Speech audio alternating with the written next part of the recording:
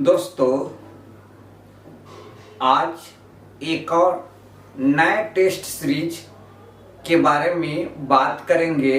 यह जो test series होगा बिहार के सभी एग्जाम्स के लिए इम्पोर्टेंस होगा।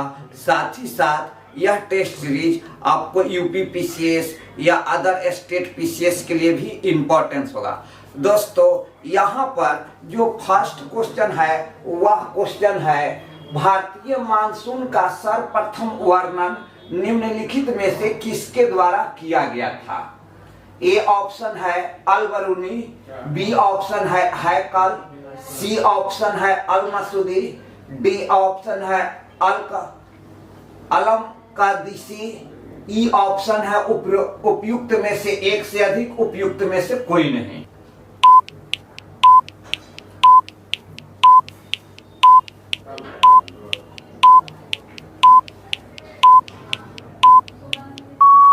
दोस्तों, यहाँ पर राइट आंसर जो है वह आपका अल-मसूदी है। अल-मसूदी एक अरब के भूगोलवेता थे जिन्होंने सर्वप्रथम भारतीय मानसून का अध्ययन किए और मानसून शब्द लिए। मानसून शब्द की उत्पत्ति अरबी भाषा के मौसम शब्द से हुआ है। अरबी भाषा के मौसम शब्द से हुआ है, जिसका अर्थ होता है ऋतु के अनुसार पवन के दिशा में परिवर्तन हो जाना। तो यहाँ सबसे पहले जो मानसून का अध्ययन किया गया अरब के भूगोलवेता अल-मसूदी के द्वारा अध्ययन किया गया था। दोस्तों, नेक्स्ट क्वेश्चन की तरफ आते हैं। दोस्तों, यहाँ पर सेकेंड नंबर क्वेश्चन है, जम्मू कश्मीर में होने वाली शीतकालीन वर्षा का कारण निम्नलिखित में से कौन सा है? ए लौटता मानसून, बी पश्चिमी विक्षोभ, सी स्थानीय पवन, डी शीतकालीन मानसून, ई उपरोक्त में से कोई नहीं। यहाँ पर यह ध्यान देना है कि ये जो वर्षा है ये ऐसे होगा।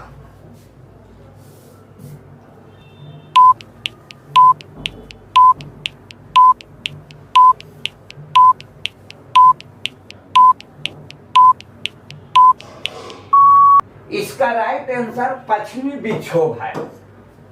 जम्मू कश्मीर, हिमाचल प्रदेश, पंजाब, राजस्थान, उत्तर प्रदेश में और बिहार में जो शीतकाल में वर्षा होती है वह पश्चिमी विक्षोभ के कारण वर्षा होती है। यह वर्षा भूमध्य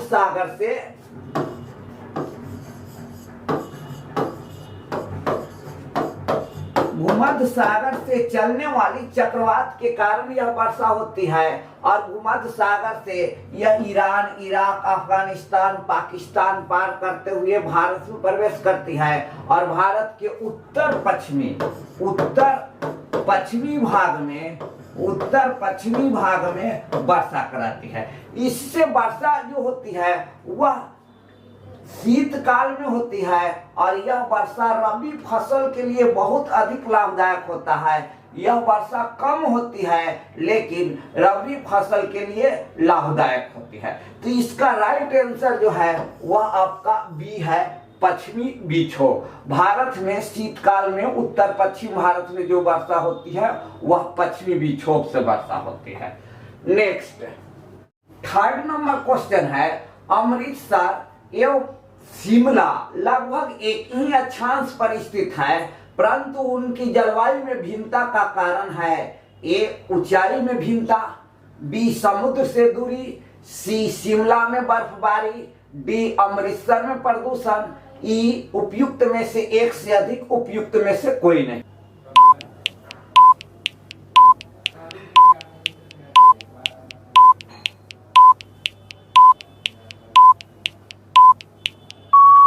दोस्तों, यहाँ पर जो राइट आंसर है वह आपका ए है, ऊंचाई में भिन्नता। ऊंचाई में भिन्नता होने के कारण एक ही अक्षांश पर स्थित अमृतसर एवं शिमला के जलवायु में क्या होता है, परिवर्तन होता है। हम लोग जानते हैं क्षोभ मंडल में प्रत्येक 165 मीटर की ऊंचाई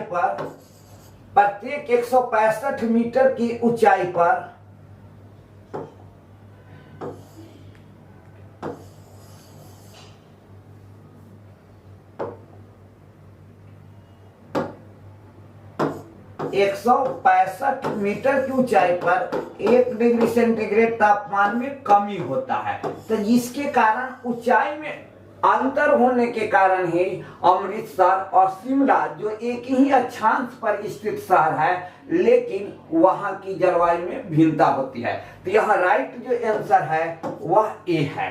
next question, 4th number question है, नामीबिया तट के साथ बहने वाली ठंडी जलधारा का नाम है। ए अग्लुहास धारा, बी वेनेजुएला धारा, सी हम्बोल्ट धारा, डी क्यूरोसियो धारा, ई उपयुक्त में से कोई नहीं, उपयुक्त में से एक से अधिक।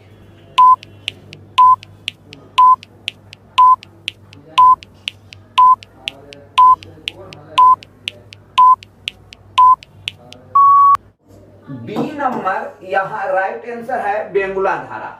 अगर यहाँ हम देखें, ये इक्वेटर है, ये यहाँ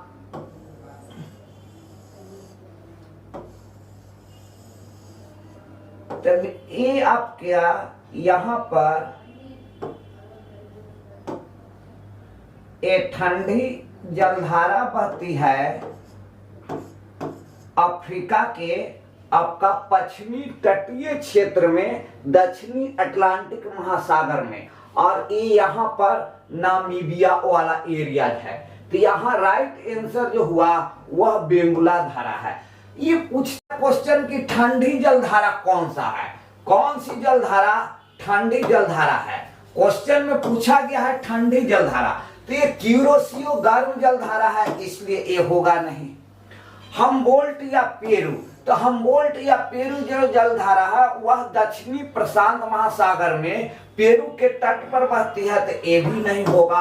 और ये अग्लुहास भी, यहाँ पर अग्लुहास जलधारा नहीं होगा। तो राइट आंसर जो है वह बेंगुला धारा जो ठंडी जलधारा है और नामीबिया के तट पर बहती है। दोस्तों अब हम लोग नेक्स्ट क्वेश्चन की ओर आते हैं। नेक्स्ट 5th नंबर क्वेश्चन, रूस का सेंट पीटर्सबर्ग शहर किसके तट पर स्थित है। ए काला सागर, बी उत्तरी सागर, सी कैस्पियन सागर, डी बाल्टिक सागर, ई उपयुक्त में से एक से अधिक, उपयुक्त में से कोई।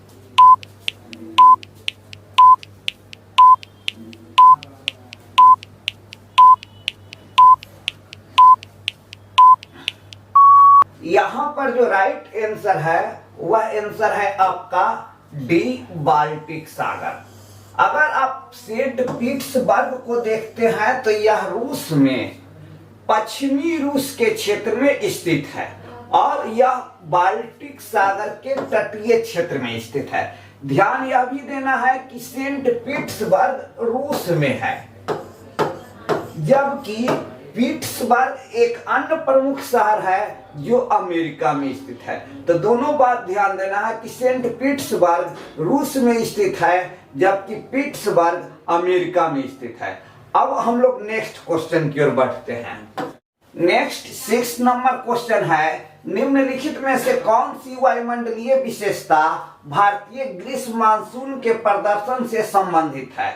ए उष्णकटिबंधीय पूर्वी जेट स्ट्रीम, बी ITCZ का खिसकना, सी तिब्बती उच्च भूमि, डी ला नीना, ई उपयुक्त में से एक से अधिक, उपयुक्त में से कोई।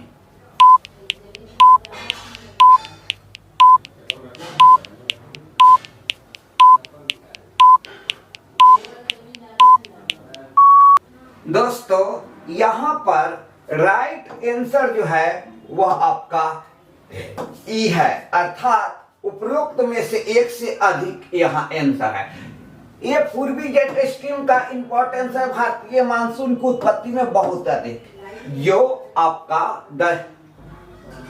ग्रीष्म ऋतु का मानसून है उसमें पूर्वी जेट स्ट्रीम का बहुत अधिक उत्पत्ति में महत्व है। ITCZ का भी इंपॉर्टेंस है, तिब्बती उच्च भूमि का भी इंपॉर्टेंस है, और ला नीना के वर्ष में क्या होती है, भारत में वर्षा अधिक होती है और बाढ़ की समस्या उत्पन्न होती है। तो इस तरह से यह ABCD सभी भारतीय मानसून को प्रभावित करने वाले कारक है और सबका भारतीय मानसून की उत्पत्ति और प्रभाव में योगदान है।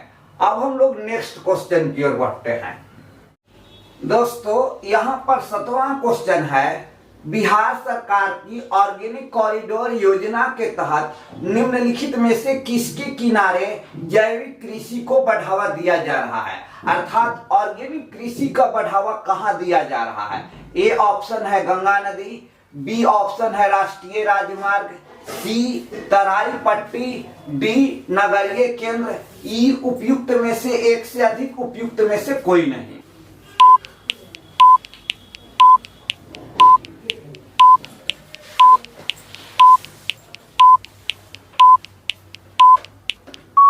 दोस्तों यहाँ पर जो राइट आंसर है वह राइट आंसर आपका गंगा नदी है। गंगा नदी के तटीय क्षेत्रों में जैविक खेती को बढ़ावा देने के लिए जैविक कॉरिडोर, ऑर्गेनिक कॉरिडोर बनाया गया है।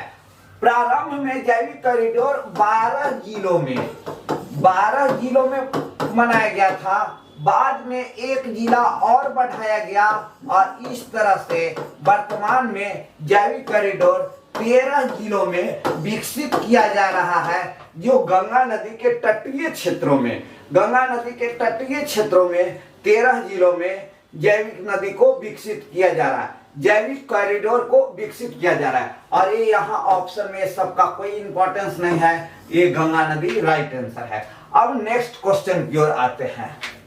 8 नंबर क्वेश्चन है, निम्नलिखित में से बिहार का कौन सा भू आकृति खंड झारखंड के साथ अपनी सीमा साझा नहीं करता है? ए गंगा सोन विभाजन, बी अंग प्रदेश, सी मगध मैदान, डी मिथिला मैदान, ई उपयुक्त में से एक से अधिक, उपयुक्त में से कोई नहीं।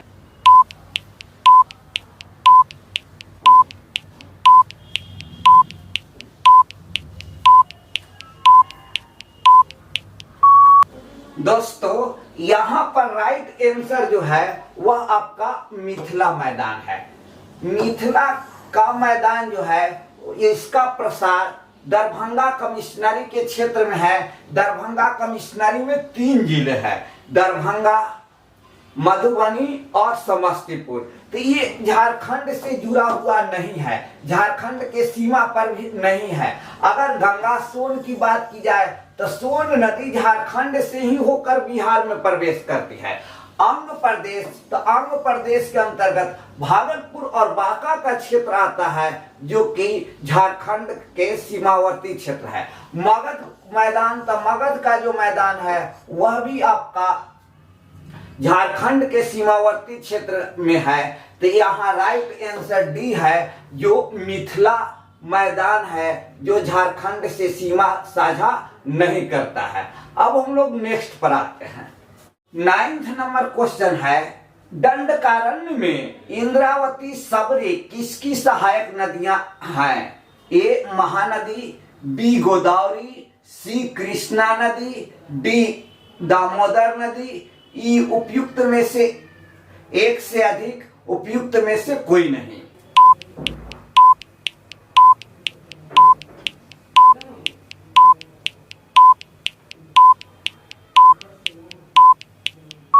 दोस्तों यहाँ पर जो राइट आंसर है वह आपका बी ऑप्शन है, गोदावरी नदी। गोदावरी नदी की सहायक नदियां इंद्रावती और सबरी नदी है। क्वेश्चन पूछा गया है दंडकारण्य क्षेत्र में, तो ये दंडकारण्य क्षेत्र में इंद्रावती, सबरी, गोदावरी की प्रमुख सहायक नदी है।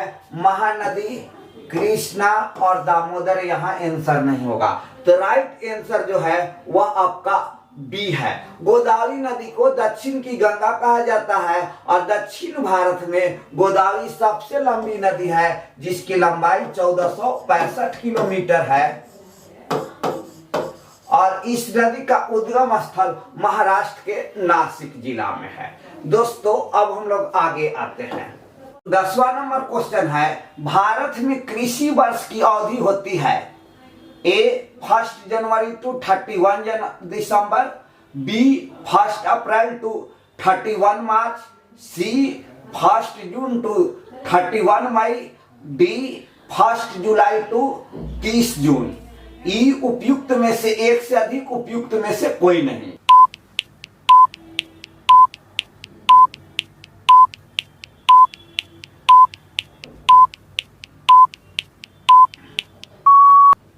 दोस्तों यहाँ पर राइट आंसर जो है, राइट आंसर वह आपका डी है।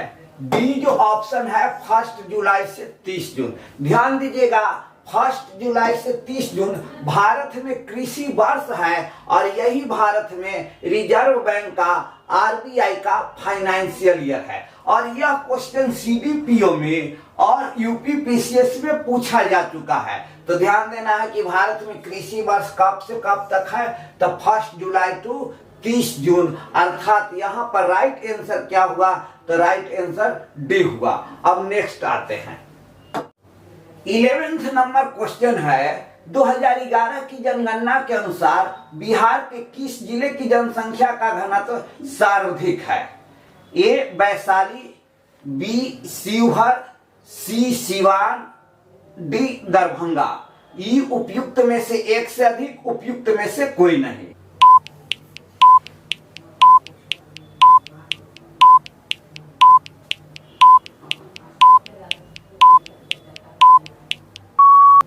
दोस्तों यहां पर राइट आंसर जो है वह आपका शिवहर है। बिहार में जनसंख्या घनत्व के दृष्टिकोण से सबसे अधिक शिवहर जिला में है। 1880 व्यक्ति प्रति वर्ग किलोमीटर, अर्थात 1880 व्यक्ति प्रति वर्ग किलोमीटर जनसंख्या जो है आपका जनसंख्या घनत्व शिवहर में है। और बिहार में सबसे अधिक जनसंख्या घनत्व शिवहर में है। और भारत में सबसे अधिक जनसंख्या घनत्व बिहार में है। यह भी ध्यान देना चाहिए कि 2011 के जनगणना के अनुसार बिहार में सबसे अधिक जनसंख्या घनत्व है और बिहार में सबसे अधिक जनसंख्या घनत्व शिवहर जिला में है। कितना? तो 1880 व्यक्ति प्रति वर्ग किलोमीटर, अर्थात यहाँ राइट आंसर जो है वह बी है।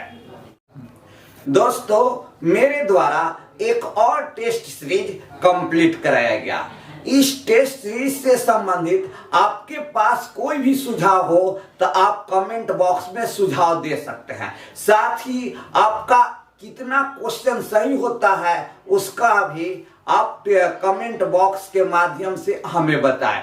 हम आप सभी से यह रिक्वेस्ट करते हैं कि इस वीडियो को अधिक से अधिक लाइक, कमेंट्स एवं मेरे चैनल्स को सब्सक्राइब करें। साथ ही आप इस वीडियो को अधिक से अधिक शेयर भी करें। जय हिंद।